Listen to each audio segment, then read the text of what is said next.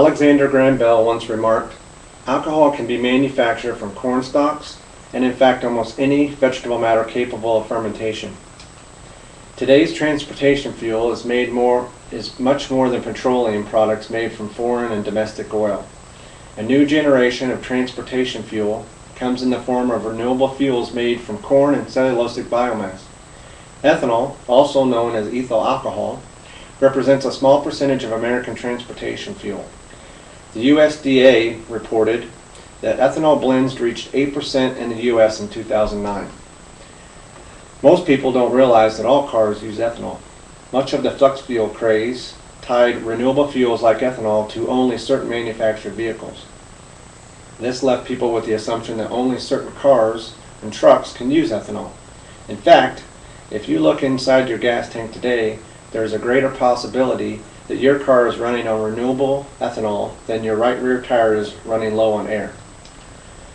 For 5 years, I have worked in the ethanol industry in over 7 ethanol plants across the country.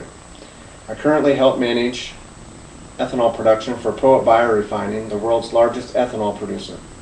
Many of these plants produce ethanol, and they're close to your home, but most people don't understand what ethanol is or how it is made. In the next few minutes, I would like to inform you of how ethanol is made, where it is used, and what some of the benefits are to our economy.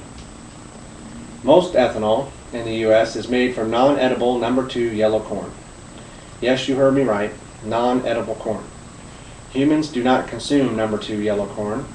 This is good because ethanol production does not take away from food production. Joe Kelsey, director of the Indiana Department of Agriculture, says it is the number 2 yellow corn intended for feedstock or ethanol, not the niblets in the grocery store. The World Agricultural Outlook Board suggests that the biggest consumer of corn in the U.S. is intended for livestock. The corn ethanol industry consumes 104 metric tons of corn in the United States. Much of the U.S. corn is still exported out of the country.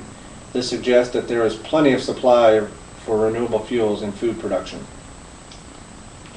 The first step in the ethanol production process is taking in the corn. A typical ethanol plant will take in 3 million bushels of corn per year. This equates to about 600,000 bushels per week, or 100,000 bushels per day. To put this into perspective, a typical plant will consume about 20,000 acres of corn per year. This equals to the size of a typical county, but typically plants will pull corn from half a dozen counties in the surrounding areas. Once the corn is offloaded, it is stored in grain bins or silos. A typical plant will store 10 to 20 days worth of corn on site. Corn is moved through augers and conveyors to a milling facility where the corn is ground into a fine flour. This grinding process exposes starch, which represents 90% of the corn seed. The other 10% is allowed to flow through the ethanol process, but is dried, stored, and later sold as livestock feed. Once the corn is milled, it is mixed with water to create a slurry. This slurry looks very similar to oatmeal or pancake batter. Enzymes and yeast are added to turn the complex starch molecules into simple sugars. This process is known as fermentation and takes about approximately 50 to 60 hours. The yeast consume the sugar during fermentation.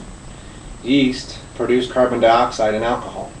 As a result, we now have corn solids, water, and alcohol. This mixture is also known as beer mash. The carbon dioxide is allowed to evaporate and is later captured and used in CO2 processing for beverage bottling, dry ice manufacturing, and underground sequestration. The ethanol and water mixture is refined in a distillation process. Ethanol and water evaporate at different temperatures. This process separates the ethanol from the water. The ethanol is transferred to a storage tank to be shipped off to fuel blenders. Ethanol is transported by rail and truck. The remaining solids and water are sent to a drying process where livestock feed is produced. The livestock feed is known as DDGS, or dry distiller grains with solubles.